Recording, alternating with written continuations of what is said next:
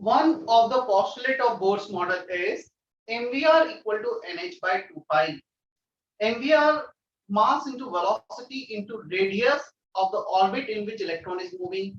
So यहाँ पर mass into velocity into radius of orbit. So ये होता है angular momentum, जिसे हम mass into velocity momentum define करते हैं. In the same manner we can define angular momentum, इसमें सिर्फ एक radius का multiply हो जाता है, and it is defined when any particle is moving in circular path. जब कोई circular path पे move कर रहा है, mass into velocity into radius of the orbit, angular momentum. So angular momentum is whole number multiple of h by 2 pi. ये हमने directly use कर लिया था बोर्स में. बोर्स ने इसका एक्सप्लेनेशन नहीं दिया था, फिर इसका एक्सप्लेनेशन आया डी ब्रोगली से. डी ब्रोगली ने ये सजेस्ट किया, when electron is moving, when any particle is moving, it always moves in the form of wave. So electrons जब न्यूक्लियस के अराउंड मूव कर रहा है, it is not moving in the circular path, it is moving in this form. वो wave के form में move करेगा.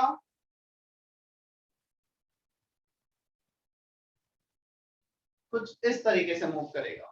Clear? Up and down motion. So curve कुछ हमारे पास वेव कैरेक्टरिस्टिक आएगा. Clear? So electron always move in the form of wave. अब वो wave के फॉर्म में मूव करेगा. यहाँ पे एक और ऑब्जर्वेशन लिया गया. First observation, it always remains in phase. Remains in phase means जहां से उसने स्टार्ट किया वहीं पे वो एंड करेगा. तो एक फेज में रहेगा, एक प्रॉपर यूनिक, हम ये बोल सके एक सिमेट्रिक उसका मूवमेंट रहेगा. We can't have such kind of movement. ऐसा मूवमेंट नहीं होगा कि कहीं भी स्टार्ट हुआ कहीं भी खत्म हो गया. Clear? So we can't have such kind of random movement. So phase में रहना मतलब जहां से स्टार्ट किया वेव वहां पे वो वहीं पे एंड करेगा. Clear? So first observation, electron remains in phase. Sir इसका हेडिंग ऑब्जर्वेशन ऑफ ये क्या de Broglie concept. Okay sir. ये हेडिंग है इसका. Explanation of mvr equal to nh by 2 pi. तुम्हें mvr equal to nh by 2 pi में Bohr's में introduce करो, और उसमें इंट्रोड्यूस करने में सिर्फ इतना ही है. बोर्स ने सजेस्ट किया, इसके पीछे कोई मैथमेटिकल प्रूफ नहीं दिया था, वो हम अब कर रहे हैं. So one of the postulate is angular momentum is whole number multiple of h by 2 pi. बस इतना है. क्लियर?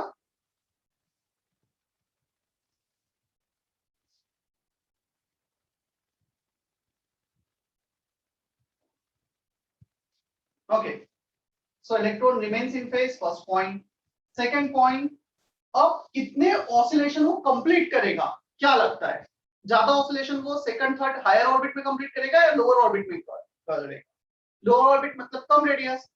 क्या हम ये बोल सकते हैं जितना कम रेडियस उतने कम oscillation? Is that okay? Yes sir. Yes sir. Yes sir. अच्छा ये बताओ, n का वैल्यू कहां से स्टार्ट होता था बोर्स मॉडल में? 1 2 3 याद है कुछ ऐसा होता था? 1 स्टार्ट होता था. यहाँ पे जो n का वैल्यू था 1 2 3 and so on. So minimum n कब रहेगा? First orbit, right? इसका मतलब फर्स्ट ऑर्बिट में इसका जो ऑसिलेशन है मिनिमम रहेगा. देखना, for first orbit 1 complete oscillation will be there. For second orbit 2 complete oscillation will be there. For nth orbit n number of complete oscillation will be there. This is the next observation. First था एक तो electron phase में है. Second जितना भी हम first orbit में minimum oscillation 1, उससे नेक्स्ट सेकंड ऑर्बिट में गए 2 ऑसिलेशन पॉसिबल हो गए. नेक्स्ट पॉसिबिलिटी आ जाएगी. या हम ऐसा बोले जहां पे वो 1 ऑसिलेशन कर रहा है ना, उसी को हमने फर्स्ट ऑर्बिट बोल दिया है. उसके बाद वो सेकंड 2 ऑसिलेशन कंप्लीट करेगा, उसे हमने सेकंड ऑर्बिट बोल दिया. There is nothing like in between 1 and 2, क्योंकि उसे फेज में रहना है हमेशा. या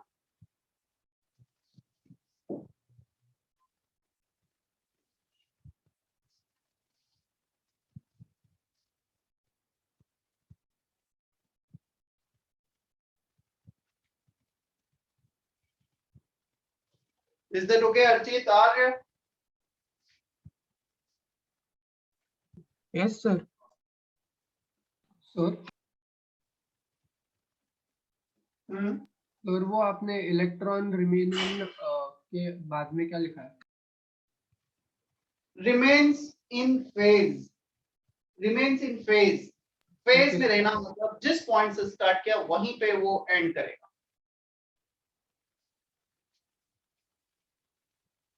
Third point, 2 pi r equal to n lambda. चलो अब ये कैसे लिखा है देखना. हमने क्या किया, इस पॉइंट से कट कर दो.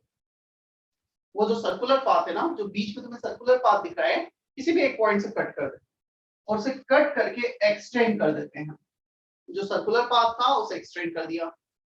इस पर्टिकुलर एग्जांपल में 1 2 3 4 loops out of the circle, 1 2 3 4 loops inside the circle. जब तुम उसको स्ट्रेट लाइन में कन्वर्ट करोगे 1 2 3 4, clear. 1 2 3 4 loops outside the circle, जो बाहर ऊपर आ जाएंगे और जो अंदर थे वो नीचे आ जाएंगे. Clear.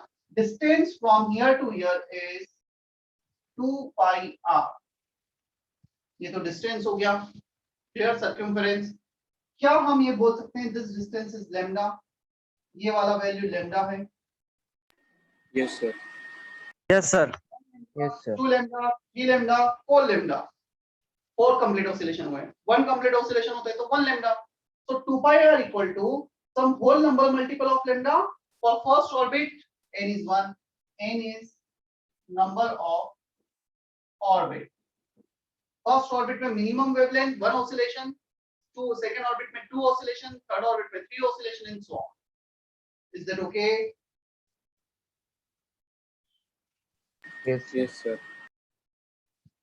Yes, sir.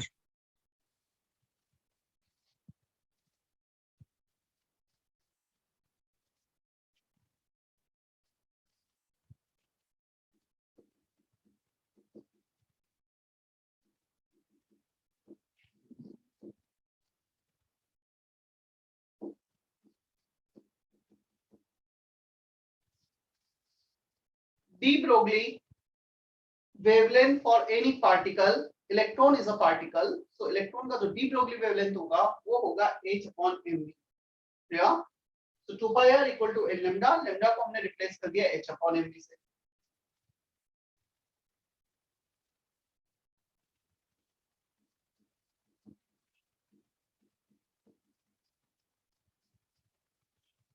In the next step, multiply mv here and divide 2 pi here. So mvr equal to nh upon 2 pi. ये हमने प्रूफ किया, एक्सप्लेन किया, जो कि डायरेक्टली बोर्स ने यूज किया. Is that okay now? Yes. Yes, sir. चलो copy.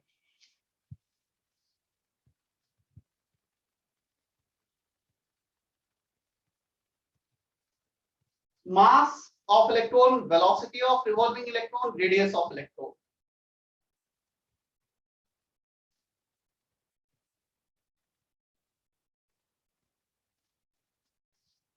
एक क्वेश्चन करते हैं इस पे हम.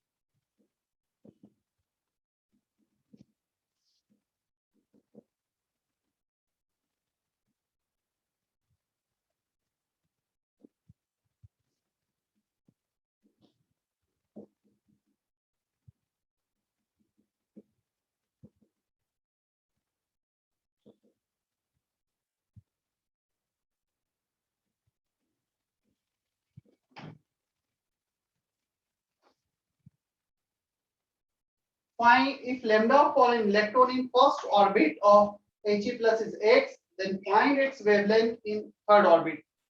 He plus आयन में फर्स्ट ऑर्बिट में वेवलेंथ दिया है, थर्ड ऑर्बिट में कैलकुलेट करना है, आंसर x के टर्म में रिपोर्ट करना है.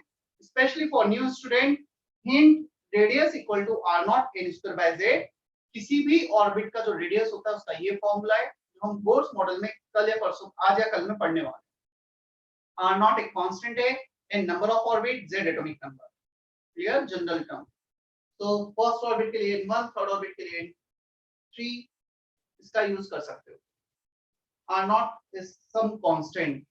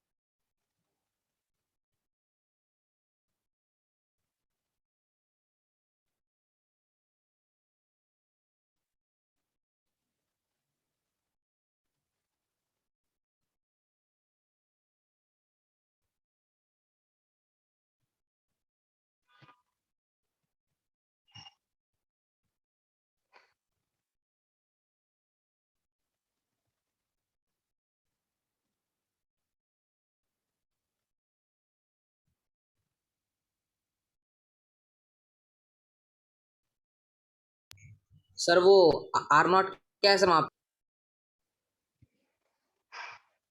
फिर से बोलो, क्या बोल रहे हो? आर नॉट क्या है सर वहाँ पे? R naught is some constant. We also have value of R naught, but you don't need to use that R naught. Cancel हो जाएगा वो. कांस्टेंट है, इतना एज्यूम करो बस. जहां भी नॉट लगता है ना, जनरली वो कांस्टेंट को रिप्रेजेंटेशन करने के लिए लगता है. या the radius of nucleus r equal to r naught it power 1 by सब कुछ कांस्टेंट है, प्रोपोर्शनली कांस्टेंट काइंड ऑफ.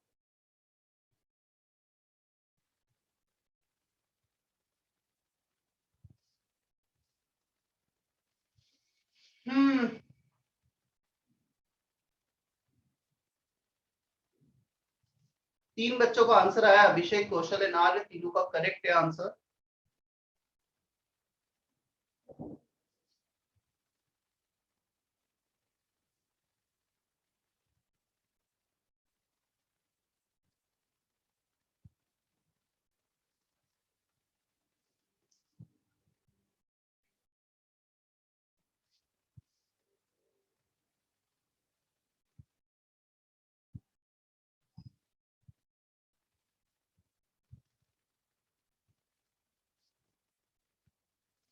अच्छा मुझे बताओ, तुम में से कितने बच्चे जिनको अब तक बुकलेट नहीं मिला है, मतलब जो भी स्टार्टिंग के बुकलेट से नहीं मिले, हैंड रेज करो. कुछ भी नहीं मिला है तुम इतने बच्चों को? सर एक एक मिले थे.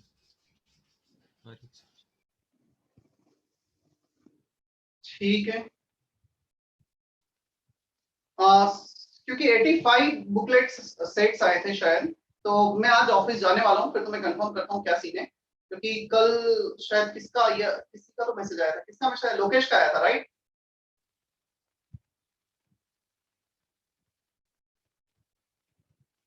तो कितनी अवेलेबिलिटी है, क्या है, सब कुछ ग्रुप पे पोस्ट करते हैं, तुम सेंटर से कलेक्ट कर सकते हो. बट हाँ, अभी तुम्हारे बुकलेट्स 2-3 दिन में आएंगे, क्योंकि जो थे ऑलरेडी वो डिस्ट्रीब्यूट हो गए, खत्म हो गए 85 से.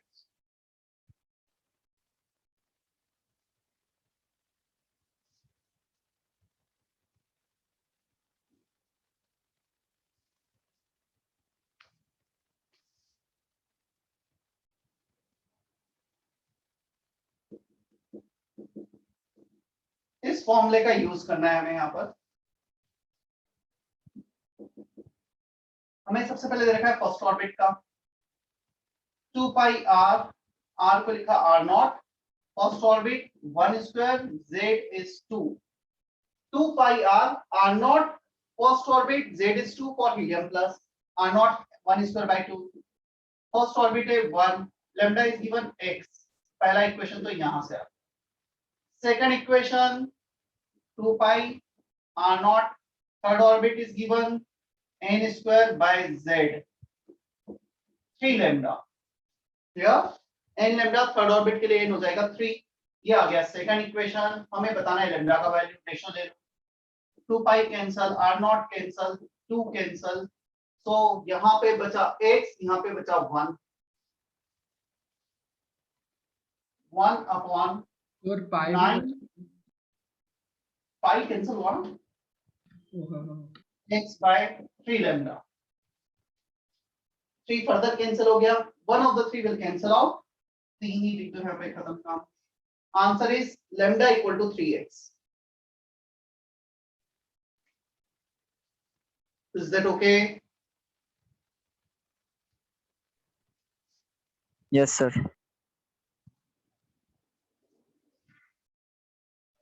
Sir, can I explain again? कहाँ से? मतलब मैं एक्सप्लेन तो करूंगा, बट तुम एक ही फॉर्मूला है जिसे मैंने 2 बार लिखा है और 2 बार लिखने का रेशो लिया. तुमको थोड़ा सा एक बार फोकस करके देखो. मैं वेट कर. मतलब इसमें से कौन सा पार्ट है जो तुम्हें नहीं समझ. 2 pi r equal to n lambda use किया है 2 बार. एक बार फर्स्ट ऑर्बिट के लिए, एक बार थर्ड ऑर्बिट के लिए. He प्लस के लिए एटॉमिक नंबर होता है 2. Number of orbit first orbit के लिए 1 और थर्ड ऑर्बिट के लिए 3. चेक करो क्या नहीं समझ में आया. हाँ सर, वो डिवाइड किया क्या सर आपने? Yes, equation 1 by equation 2. Okay, sir, समझ गया. Whenever one information is given, you have to determine other information. तो हम जनरली रेशो ले लेते हैं ताकि जो कांस्टेंट है ना वो कैंसिल हो जाए. x दे रखा है, मुझे थर्ड ऑर्बिट का वेवलेंथ पूछा x के term. Clear? Yes sir. Sir sir लेकिन वहाँ तो ऐसा नहीं पूछा है ना कि एक्स के टर्म में बताओ. क्या? एक्स के टर्म में थर्ड ऑर्बिट का वेवलेंथ बताओ, ऐसे तो नहीं बताया था ना उसने. नहीं सुनाई दिया. क्या बोल रहे हो? सर लेकिन एक्स के टर्म में बताओ उसका वेवलेंथ थर्ड ऑर्बिट में, ऐसे तो नहीं बताया ना. ऑप्शंस यही मैं बोल रहा हूँ. इसका वेवलेंथ इतना है तो अब इसका बताओ. तो क्वेश्चन का मीनिंग वही हुआ ना. मुझे जो भी दे रखी इंफॉर्मेशन उसके टर्म में बताना. वैसे तो ऑप्शन देख के मैं पता लगता है, बट अगेन सब्जेक्टिव भी है तो डेफिनेटली मुझे एक्स के टर्म में पूछा जाता है. यदि एक वैल्यू दिया है. Yes sir, thank you sir.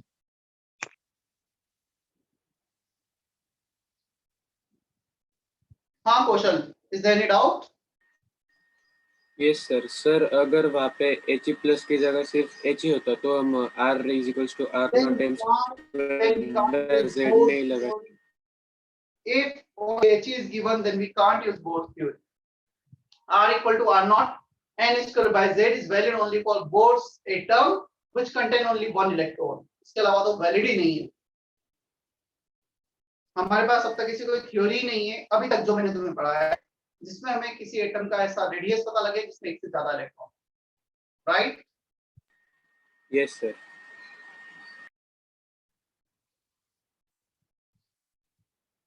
चले हम आगे. Yes sir. Sir yes. फिर ऐसी थ्योरी जो ये सब कुछ एक्सप्लेन कर सके एक ही बार में, ऐसी थ्योरी आने में कितना टाइम लग सकता है? आ गई है, बस अगले लेक्चर में आ जाएगी. Wave mechanical model.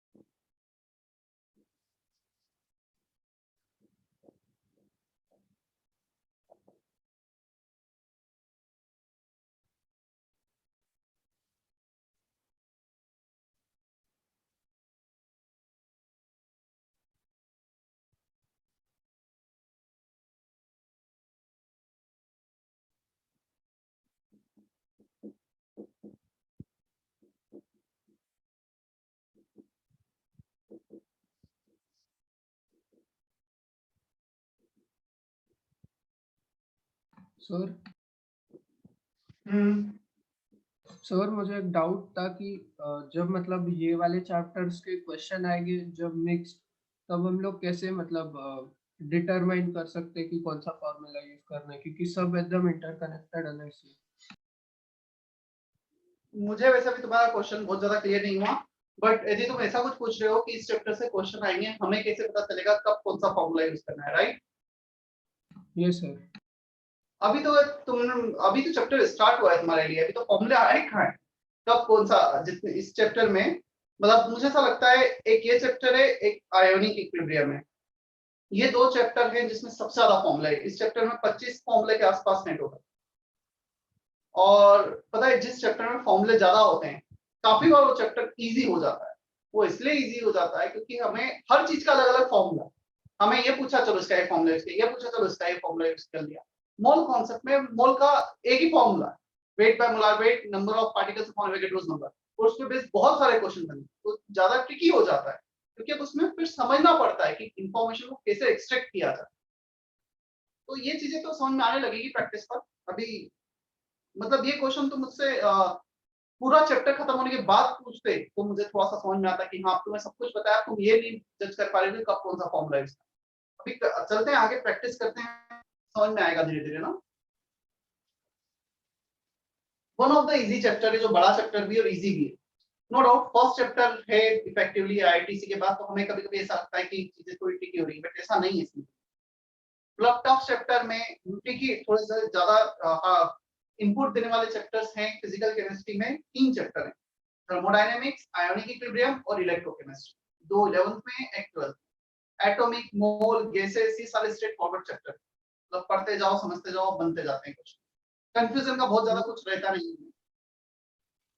सर और वो डीपीपी और जो भी आप होमवर्क्स दे रहे हो मतलब अर्ली बैच को, तो हम लोग वो कैसे कवर अप कर सकते हैं, क्योंकि मैंने पूरे वीडियोस देख लिए थे। सब कुछ होगा, डोंट वरी अबाउट इट। मतलब अभी मुझे थोड़ा, तुम अपने आप को और मुझे भी थोड़ा टाइम दो, सब कुछ करेंगे। पहला टारगेट हमारा ये है कि एक बार का थ्योरी पोर्शन सारा कंप्लीट हो, और उसके बाद मैं तुम्हें सब कुछ बताने वाला हूँ कि कब क्या करना है, और डिस्कशन भी होगा उसका, ठीक है? तो टेंशन मत लो, सब कुछ होगा, मतलब कुछ भी नहीं छूटेगा। अभी ये हम 33 चैप्टर्स हैं केमिस्ट्री में, फर्स्ट चैप्टर में अभी, तो इतना टेंशन मत लो, बहुत कम चीजें हुई हैं अभी, तो आगे काफी चल रहा है ना।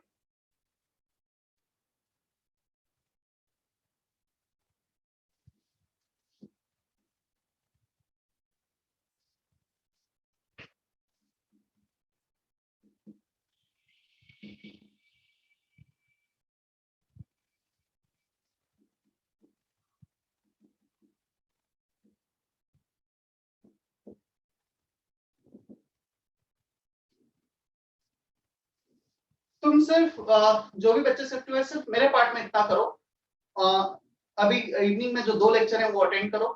क्लियर? यहाँ की सारी चीजें तुम्हें अभी ऐसा जो भी ऐसा है पूरा नहीं हो जाएगा, मैं एक्सप्लेन करते जा रहा हूँ, ये अटेंड करो। इसके बाद एक संडे को शायद मैं रिकवरी लेक्चर ले लूंगा, तुम्हारा थ्योरी पार्ट कंप्लीट हो जाएगा। संडे को ही तुम्हें होमवर्क भी बताऊंगा कि क्या रहेगा, फिर उसका डिस्कशन का टाइम वगैरह सब कुछ बताऊंगा। तो मेरे पार्ट पे तो बहुत ज्यादा ऐसा कुछ नहीं बचेगा पेंडिंग, ठीक है? Okay sir. It is not possible to determine both position and momentum of for a small fast moving particle like electron. यहाँ पे एक वर्ड और मुझे ऐड करना है, मोमेंटम प्रिसाइसली।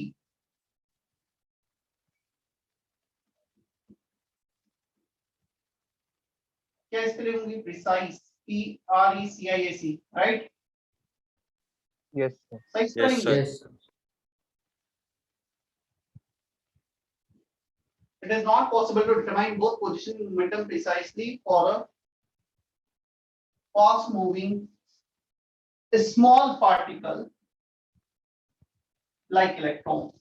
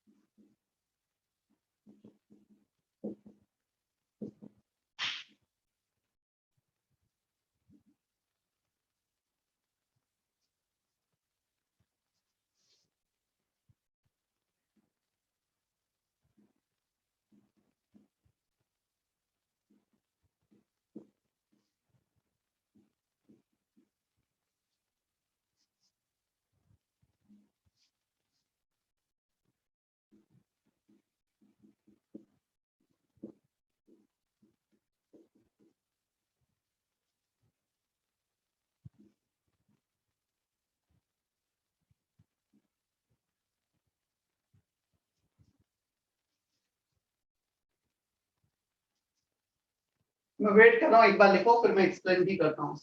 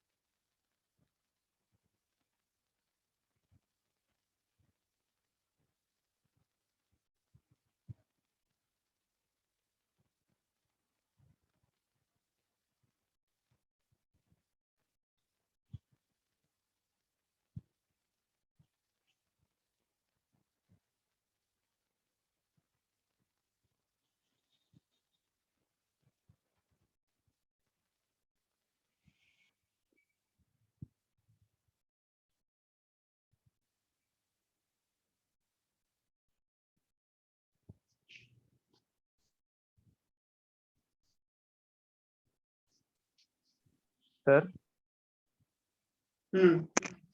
सर वो फर्स्ट फॉर्मूले के बाद में वो h/2 लिखा है, वो फॉर्मूले के अंदर है या फिर बाहर है? बताता हूँ, पूरा बताता हूँ। Delta x into delta p greater than equal to h by 4 pi. h by 2 pi can also be written as h cross. तो h by 4 pi को h cross by 2 भी लिखा जाता है। इसके जगह पे यदि ऐसा भी लिखा होगा ना h cross by 2, that is also correct. ये लिखा h cross क्या होता है? h by 2 pi, मतलब ये हो गया h cross by 2, h by 4 pi. Yes sir, thank you sir. Okay, Heisenberg's uncertainty principle. The word uncertainty means we are not certain, we don't know exact value, precise value, 100% accurate value. Yeah? According to this concept, it is not possible to determine both position and momentum of a fast moving small particle like electron precisely. मतलब उनको determine तो किया जाता है, but 100% accuracy के साथ नहीं determine किया जा सकता, प्रिसाइसली नहीं डिटरमाइन किया जा सकता। इसका एक्सप्लेनेशन भी है कि ऐसा क्यों बोला गया, बट पहले मैं पूरा ये बता देता हूँ कि क्या रिलेशन है। डेल्टा एक्स एरर और uncertainty in position, x represent position, error uncertainty, और we can say it is difference when we calculate exact accurate value of position. जो हमने कैलकुलेट किया, जो एक्चुअल वैल्यू है उसमें कुछ डिफरेंस आ जाएगा। क्लियर? सो डेल्टा एक्स हमने बताया इलेक्ट्रॉन की पोजीशन यहाँ थी, वो एक्चुअली यहाँ थी, this is delta x. So error in position measurement, delta v error और uncertainty in velocity measurement, delta p error और uncertainty in momentum measurement. Here P stands for momentum, mass into velocity. Delta x into delta p, their product is always greater than equal to h by 4 pi. इनका जो minimum value है ना, they cannot be zero, इनमें से कोई भी zero नहीं हो सकता। या इनका मिनिमम वैल्यू जो होगा उसका प्रोडक्ट h by 4 pi होगा, उससे ज्यादा हो सकते हैं बट उससे कम नहीं हो सकते। या p को हमने लिखा mass into velocity, delta p can be written as delta mv, delta mv को क्या लिख सकते हैं, इन कांस्टेंट डेल्टा p। तो डेल्टा p को लिखा डेल्टा mv, मास को बाहर ले लिया, m डेल्टा v कर दिया। क्या इतना मैथमेटिकल रिलेशन समझ में आता है? मैं इसका एक्सप्लेनेशन में देने वाला हूं। मैथमेटिकल रिलेशन पे जनरली क्वेश्चंस बनते हैं, इसलिए इसको पहले हाईलाइट किया। For calculation purpose you can use equal sign also. क्या हमें यहाँ से एक और हिंट ये भी मिलती है, if you are going to calculate exact value of momentum, तुम मोमेंटम के एरर को कम करने जाओगे तो पोजीशन का एरर बढ़ता चला जाएगा, और जब तुम पोजीशन के एरर को कम करने जाओगे तो मोमेंटम का एरर बढ़ता चला जाएगा। Can we say that this thing delta x is equal to h upon 4 pi into delta p? तुमने डेल्टा p को कम किया, मतलब मोमेंटम के एरर को कम किया, इसको और एक्यूरेट कैलकुलेट करने की कोशिश की, then the error in position will be more. क्या इतना हमें समझ में आता है? यहाँ से इसे बढ़ाओगे ये कम होगा, इसे बढ़ाओगे तो ये कम होगा, मतलब एक बढ़ाओगे एक कम होगा, ये इनवर्स रिलेटेड। दोनों को एक साथ हम कम नहीं कर सकते।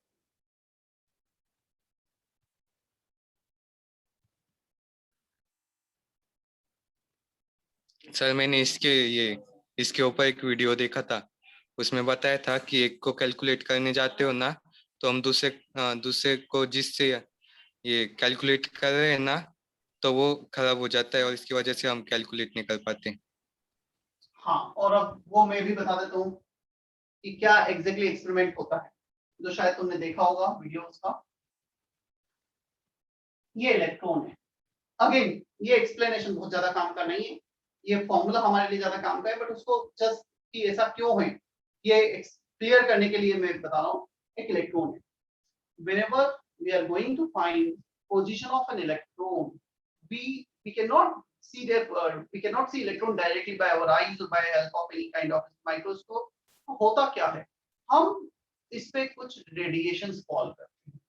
क्लियर, इसे ऑब्जर्व करने के लिए इस पे कुछ रेडिएशंस फॉल की, और जो रिफ्लेक्टेड रेडिएशन है वो हमें इलेक्ट्रॉन की पोजीशन बताती है। The reflected radiation will give the position of electron.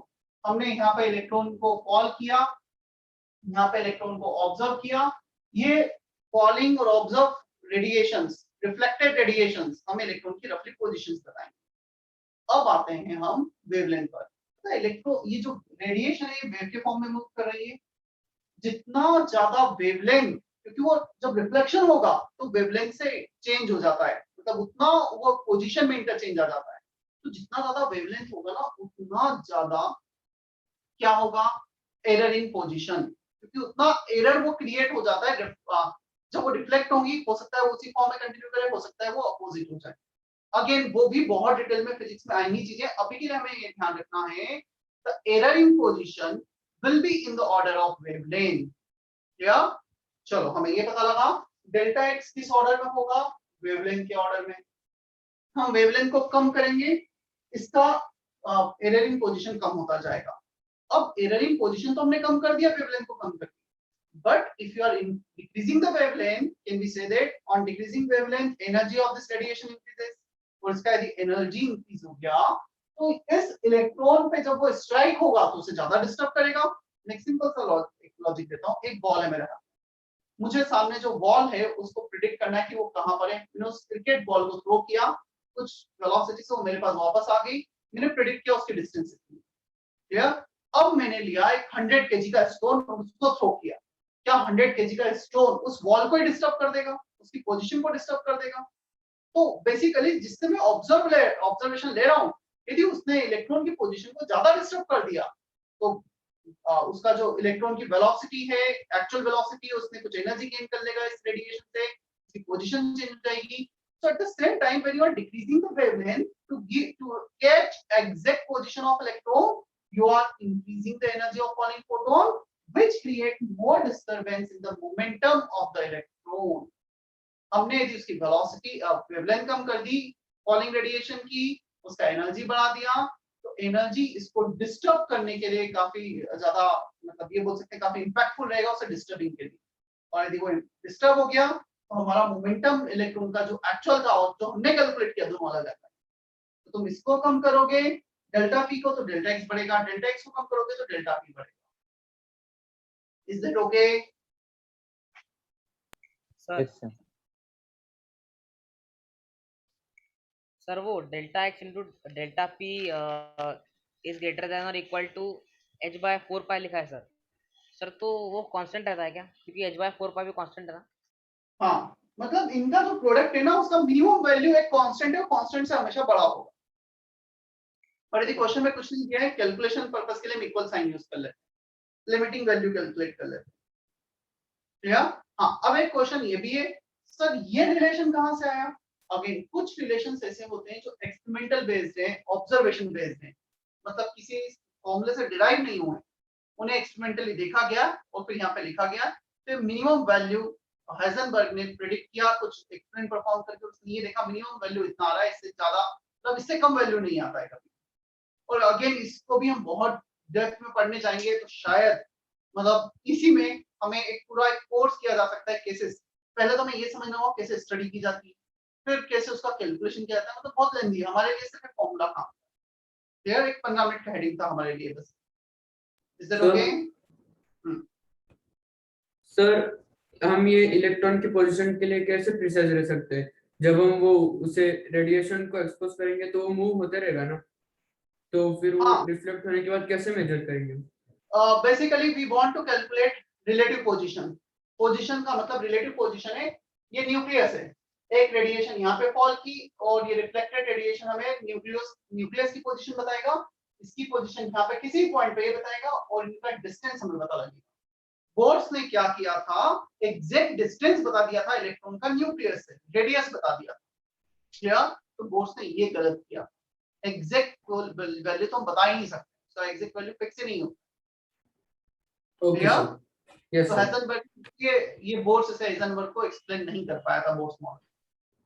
Sir चलो कुछ क्वेश्चंस देखें इस पे। सर यस, सर फिर इसमें उनके दोनों का ऑब्जर्वेशन में यही डिफरेंस है ना कि जो हाइजेनबर्ग था उन्होंने मतलब वो रेडिएशन फॉल करके इलेक्ट्रॉन के न्यूक्लियस का डिस्टेंस बताया और बोर्स ने वो वैसा नहीं किया था। इसने बताया हाइजेनबर्ग ने कि we can not calculate exact value of position, और बोर्स ने एग्जैक्ट पोजीशन बता दी थी। ये दोनों में कॉन्ट्रडिक्शन, एक ने बोला हम बता ही नहीं सकते, दूसरे ने बता दिया। Okay, thank you sir. चलो कुछ क्वेश्चंस मैं स्क्रीन पे शेयर कर रहा हूँ, कुछ क्वेश्चंस करते हैं इस पे based.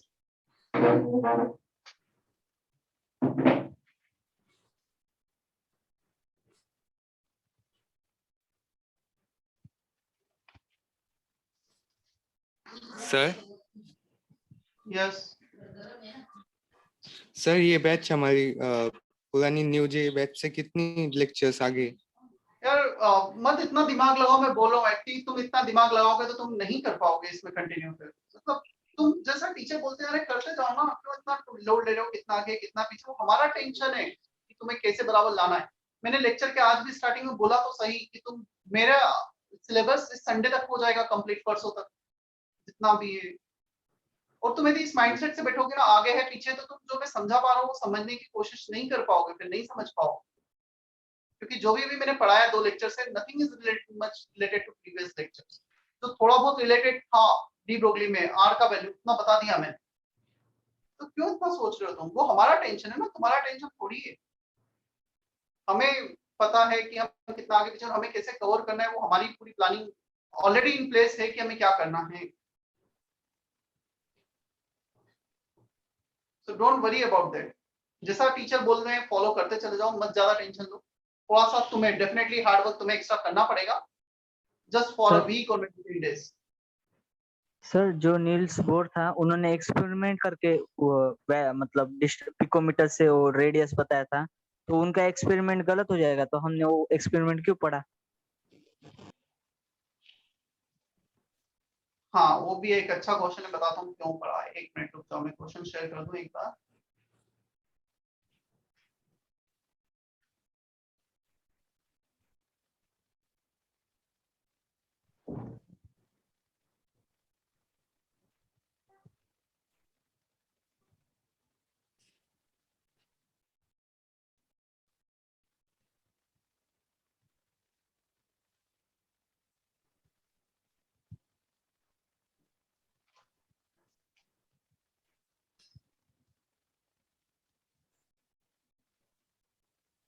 Screen is visible properly? Yes, sir. sir. Yes sir. Okay. Total 7 questions हैं Heisenberg and de Broglie concept पर, and you have got 7 minutes for them.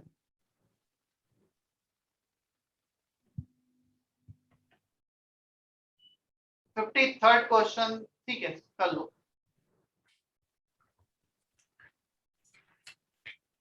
हाँ एक क्वेश्चन था कि हमने क्यों बोर्स मॉडल पढ़ा। सी जो भी थ्योरी हम पढ़ रहे हैं ना, कोई भी थ्योरी ना 100% करेक्ट है ना 100% रॉन्ग है। हर थ्योरी से हमें कुछ ऐसी इंफॉर्मेशन मिलती है जो कहीं ना कहीं हम यूज करते हैं या नेक्स्ट थ्योरी डिराइव करने में यूज कर लेते हैं, कहीं और यूज नहीं किया। बोर्स मॉडल में जो एक एटॉमिक रेडियस रफली सजेस्ट किया गया था ना, पता है वो इलेक्ट्रॉन वेव के फॉर्म में मूव कर रहा है, उसकी एग्जैक्ट पोजीशन नहीं बता सकते। बोर्स ने सजेस्ट किया एटॉमिक रेडियस है 2 एंगस्ट्रॉम, बट एक्चुअली वो 1.95, एक्चुअली वो 2.05 है। मतलब ऐसा नहीं है बोर्ड्स ने 100% चीजें गलत सजेस्ट की, बोर्ड्स का जो वैल्यू था ऑलमोस्ट क्लोज आया है और प्रैक्टिकल पर्पस के लिए उतना हम अप्रोक्सीमेशन ले सकते हैं, कोई प्रॉब्लम नहीं। तो बहुत सारी चीजें हैं जो हम आज भी यूज करते हैं in theory, they are not 100% wrong.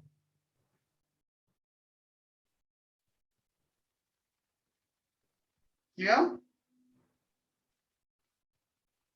Yes sir.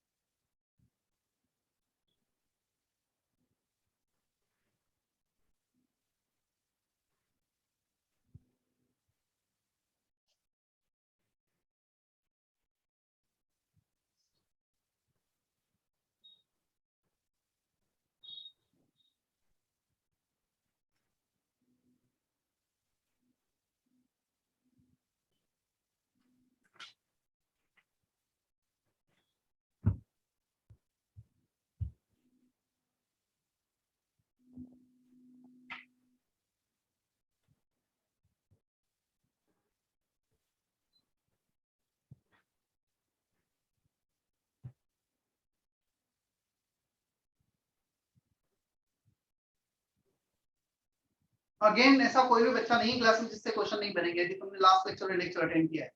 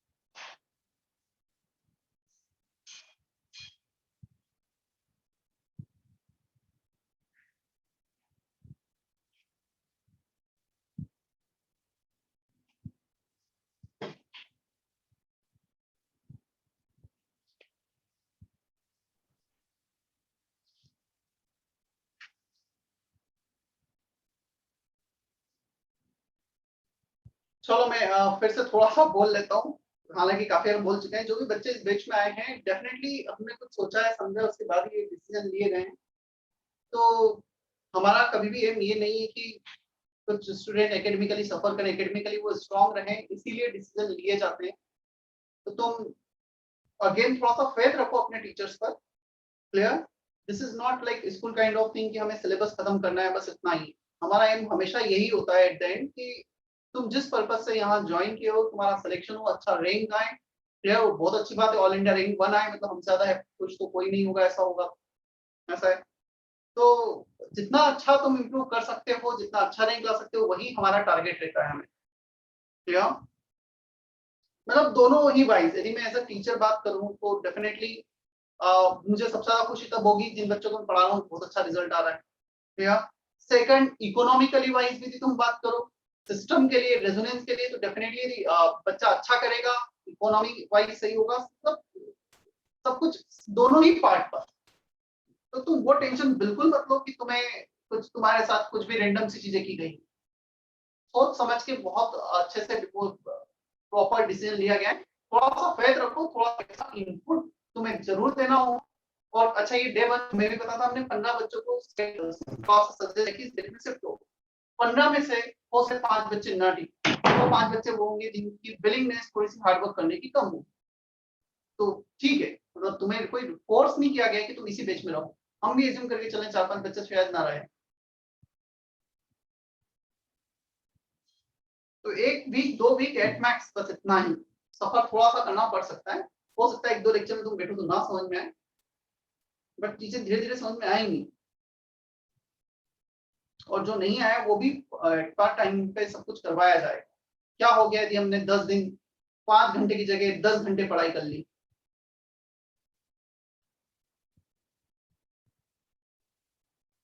और पता है आज से 2 महीने 4 महीने 6 महीने बाद नेक्स्ट ईयर तुम खुद रियलाइज करोगे कि तुम क्यों फोकट का इतना टेंशन ले रहे थे छोटी सी बात का, कि वो इतना 2-4 लेक्चर 5 लेक्चर का जो डिफरेंस था उसके। तो बहुत मैटर नहीं करता है। 100 चैप्टर्स है हमारे पास पीसीएम में 2 साल में।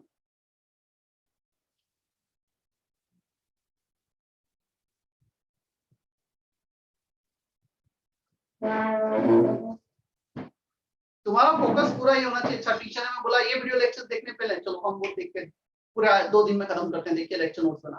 तुम्हारा टारगेट ये होना चाहिए। होगा क्या, 4 दिन चलो 6 दिन तुमने एक्स्ट्रा पढ़ाई भी कर ली, तुम नहीं छूट हुआ, फिर से चले गए, तो एक्स्ट्रा पढ़ाई तो की है, लॉस थोड़ी हुआ है तुम्हारा। एक्चुअली ऑनलाइन है, अभी ऑफलाइन होता तो इतना तुम्हें एक्सप्लेनेशन देने की जरूरत नहीं पड़ती, तुम्हें समझ में आता कि क्या है क्या नहीं। थोड़ा सा नो डाउट एक कम्युनिकेशन गैप बोल दें, या एक तुम घर पे बैठ के क्या सोच रहे हो, क्या कर रहे हो, और एक क्लासरूम का एनवायरनमेंट, थोड़ा डिफरेंस तो आ ही जाता है। वो चीजें 3-4 महीने में नॉर्मल हो ऑफलाइन क्लास।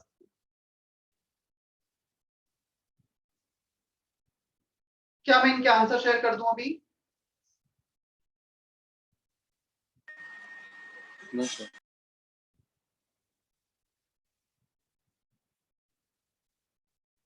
50 to 56.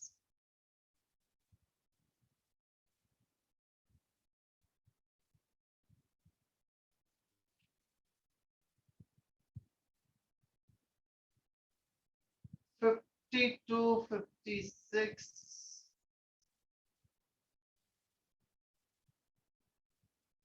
आंसर ये है।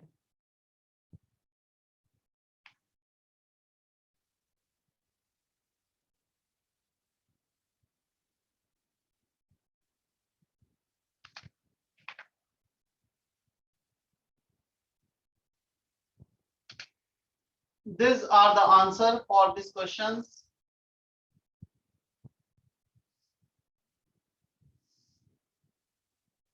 Which question need to be explained? 54 तो मुझे पता है, मुझे बताना ही है।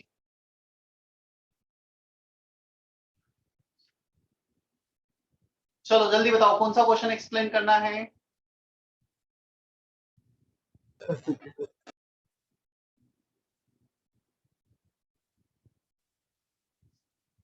55 from Abhishek.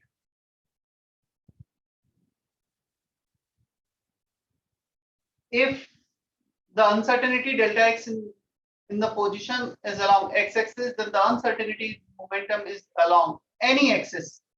There is nothing like there is no relation between uncertainty in position and momentum कि ये x axis के along है तो y axis के along होगा, z के along होगा, मतलब कोई भी किसी भी axis के along हो सकता है। No correlation between this axis. ये 50th क्वेश्चन जस्ट ऐसे ही I don't know कि क्यों डिजाइन किया है, बट ठीक है।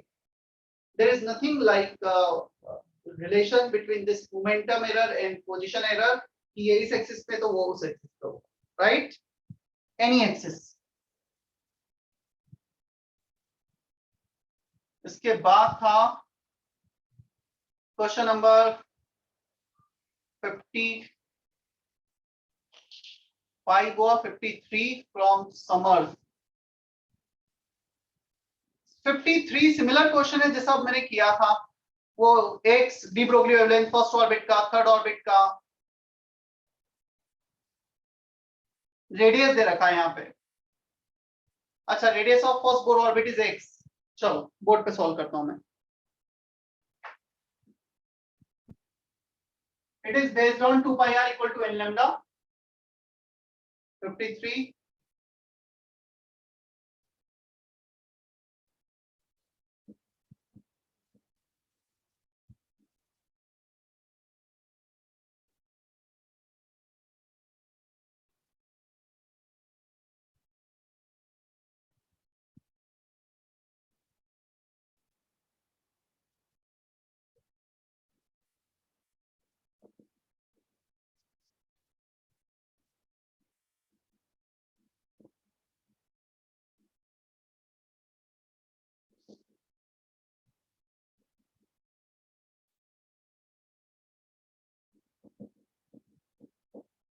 देखो बोर्ड दिख रहा है Samarth? Yes sir. 2 pi r equal to n lambda, third orbit है 3 lambda, r का value r naught n square by z, third orbit में n p स्क्वायर, z हमें नहीं पता क्या है, ठीक है। 3 lambda लिख दिया। अब फर्स्ट ऑर्बिट का रेडियस दे रखा है x, x equal to r naught 1 square by z, तो यहाँ पे r नॉट बाय z को रिप्लेस कर दो, x से r नॉट बाय z को रिप्लेस कर दिया, x से 3 square as it is, 3 as it is, 1 3 will cancel out, 6 pi x equal to lambda हो जाएगा भी ये। Yes sir. 52 E1 E2 E3 are kinetic energy of this de Broglie wavelength। देखो de Broglie wavelength तो kinetic energy, क्या हमने ये relation लिखा था? Do we have such kind of relation? Yes sir. Yes sir. अब हमें पूछा है सेम de Broglie wavelength है, सभी का लैम्डा सेम है, तो काइनेटिक एनर्जी का क्या रिलेशन होगा? x तो सेम होता ही है, 2 सेम, लैम्डा सेम, इसका मतलब है सबका मास इनटू काइनेटिक एनर्जी सेम होगा, सबका मास इनटू काइनेटिक एनर्जी कांस्टेंट हो जाएगा, तभी तो ये डी ब्रोगली वेवलेंथ सेम होगा। Mass into kinetic energy same, that means de Broglie wavelength is same. अब can we write kinetic energy is constant upon mass, so constant by mass, mass के inversely proportional, जिसका सबसे ज्यादा मास उसकी kinetic energy सबसे कम, मास ज्यादा kinetic energy कम, दोनों का प्रोडक्ट सेम रहना है, तो मास सबसे ज्यादा किसका है? अल्फा पार्टिकल, तो काइनेटिक एनर्जी सबसे कम किसकी हो जाएगी? Alpha particle. E2 is minimum, then E1 is maximum for electron, C option, is that okay? Yes, 52 yes sir. 2 के बाद था 54, किसी ने नहीं पूछा क्या? 54 सबका आ गया? नहीं sir. Question number 50, uncertainty in position and momentum are equal than uncertainty in velocity। Uncertainty in position and momentum are equal। देखो delta x equal to delta p दे रखा है and delta p can be written as m into delta v, हमें delta v निकालना है, इसके दोनों को डेल्टा p के v के टर्म्स में कन्वर्ट कर लेते हैं।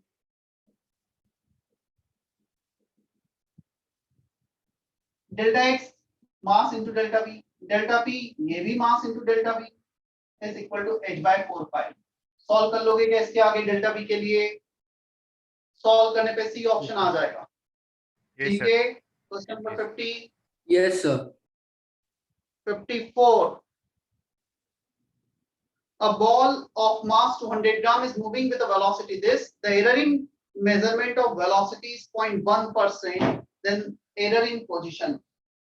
Question number 54, percentage is given 0.1, percentage is always defined delta v upon v into 100, error upon actual value into 100, percentage हमेशा ऐसे डिफाइन होगा। तुम्हें वेलोसिटी दे रखा है 10 मीटर पर सेकंड, डेल्टा v निकाल लो, 0.1 into 10, v का मल्टीप्लाई किया 100 से डिवाइड, तो इनडायरेक्टली डेल्टा v आ रहा है तुम्हारा 1/100। क्या 54 क्वेश्चन अब हो जाएगा डेल्टा v 1/100, मास 0.2 kg और डेल्टा x कैलकुलेट करना है, कर पाओगे अभी? Heisenberg, delta x into delta v into mass is equal to h by 4 pi. Sir H क्या होता है? कल लेक्चर अटेंड किया था आपने शाम को? लास्ट लेक्चर मेरा जेएम अटेंड किया था नहीं किया था हिमांशु? यस सर किया था। प्लैंक्स थ्योरी पढ़ी थी हमने? Yes sir. कुछ एक लिखाया मैंने क्लास में, value with units? Yes sir, याद आ गया sir.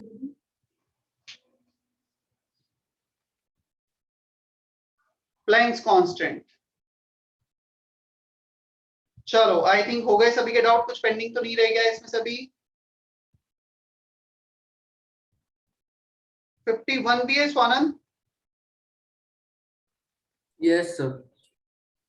51 is formula based, mass is given, velocity kilometre per hour में दे रखा है, उसे SI यूनिट में कन्वर्ट कर लो और मीटर पर सेकंड में 5/18 का मल्टीप्लाई करके और वेवलेंथ पूछा है। So answer for that is lambda equal to h upon mv. h 6.626 10 to the power minus 34, mass is given 10 to the power 5 kg और वेलोसिटी दे रखा है 23.76 into 5/18। जब तुम 5/18 करोगे कितना आएगा? Any idea? 23.76 into 5/18? सर 6.6। 6.6 तो ये cancel. 10 to the power minus 39 metre, but I think metre में कोई भी ऐसा ऑप्शन नहीं है। क्लियर? तो एक काम करो, इसे एंगस्ट्रॉम में कन्वर्ट करो। 1 metre is 10 to the power plus 10 angstrom, तो प्लस 10 minus 39 minus 29 हो गया, which is given in option C. Is that okay now? Yes sir. चले अब हम आगे। अच्छा 56 में ये पूछा होता, when applied the uncertainty principle is valid, significance की जगह is valid लिखा होता तो आंसर क्या होता? Heisenberg uncertainty principle is valid for all but has significance for small particle. De Broglie concept is valid for all but has significant, it is significant for small particles. तो दोनों ही सभी के लिए वैलिड है, but ज्यादा significant किसके लिए है? स्मॉल पार्टिकल्स के लिए, like electron, proton, neutron, atom. ठीक है, ओके। होमवर्क मैं बता देता हूं, बुक कहाँ गया तुम्हारा?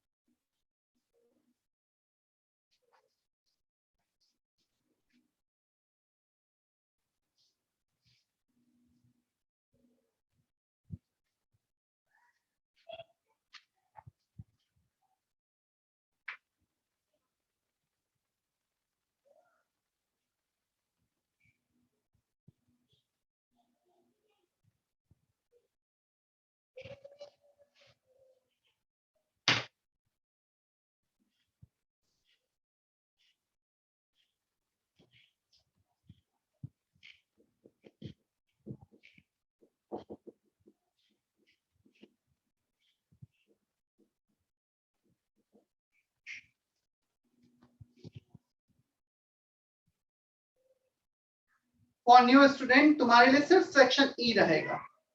ठीक है, मतलब तुम बोर्ड्स मॉडल सेक्शन सी और सेक्शन डी छोड़कर ए बी ई ये तुम्हारे लिए रहेगा, बाकी सबके लिए सेक्शन ई तक। एक्सरसाइज 1 में एक्सरसाइज 2 अगेन न्यू स्टूडेंट अभी होमवर्क पे ज्यादा दिमाग लगाने के बजाय भी पहले लेक्चर्स हम कंप्लीट कर लें, कवरिंग वाला पार्ट तुम्हारे होमवर्क पे डिस्कस हो जाएंगे इसके बाद में ना, कहीं नहीं जाएंगे।